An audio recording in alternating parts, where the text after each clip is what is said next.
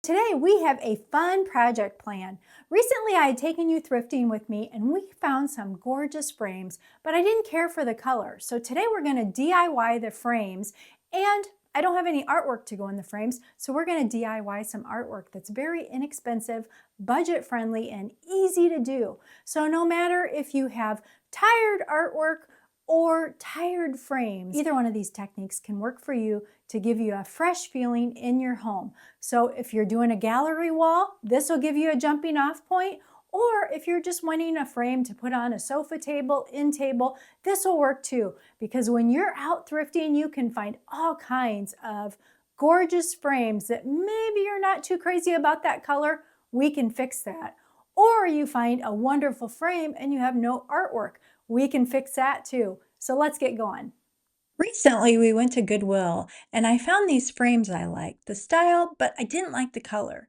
Frames are great to look for when you're out thrifting. You can find unique frames for your home to use on a table, a bookcase, or even a gallery wall. Now, I opted to paint these gold. I had 3 different shades of gold, and I also had some antique gold rub and buff that I could use. Okay, I knew because these were ornate and they have scroll type detail, I should spray paint them. But we have snow and cold temperatures, so I opted not to spray paint them. And as the more I get into this, the more I'm not liking them.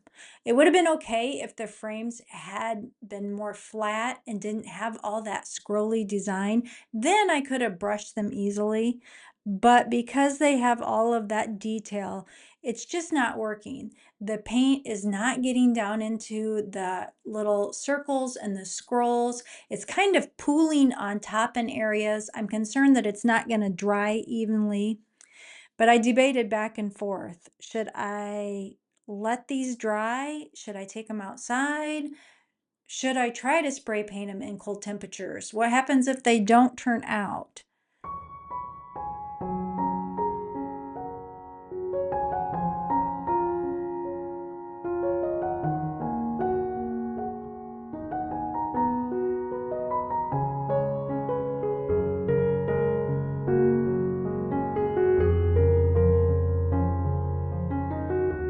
Well, the more I thought about it, the more I thought, well, I don't have much money in them, so I'm going to go ahead and do that. So let's go ahead and take them outside and spray paint them and see how they turn out. So while the frame's dry, let's work on the art. You're going to need a backing for your pictures. You can use canvas board or a heavy cardboard, and I chose a heavy cardboard because that's what I had on hand. Now it's easy to take the glass out of the frame if your frame has glass and use that as your template to measure out your cardboard and also your print. And then you'll need Mod Podge, and you can find this online or at a craft store, or even Walmart carries it.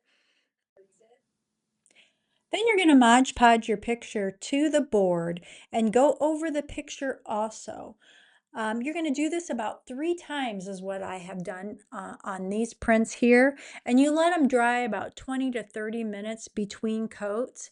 Now, if you're looking for prints, you probably are not going to believe these are actually greeting cards I found when I was out thrifting. You may have some gorgeous greeting cards on hand that you can repurpose already, or go shopping for some greeting cards that you could repurpose and put in frames.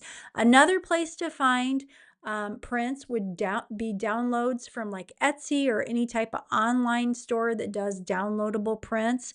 And then there's always, you could thrift for a picture book and find a picture book that you like that has some pretty prints in it, and then cut those down and repurpose those into your thrifted frames or frames that you have on hand that you're ready to upgrade. So if you're enjoying this, please like, share, and subscribe. Now, this technique, I was not sure how it would turn out on a watercolor type print. So this was a first for me. I've done it before on like a darker, moodier oil painting look, but it does work also on a lighter print. So it's just up to you. Now let's flip back over to our frames. They've dried and you can see how much better they look with 2 coats of gold spray paint. Now, I'm not finished with them yet, though. I'm going to go back to the brush on paint and dry brush on some gold. This is giving it texture, dimension, more depth, and it's just adding. You can see the one I'm working on versus the one that's just had the coat of spray paint put on it, the two coats. There's a difference.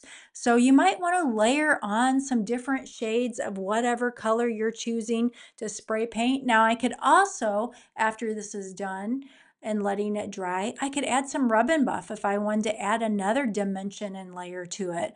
Or in my case, what I ended up opting to do is I took some dark wax that was about the same texture as that paint, maybe a little bit thicker, but not like a wax paste. It was more like a paint.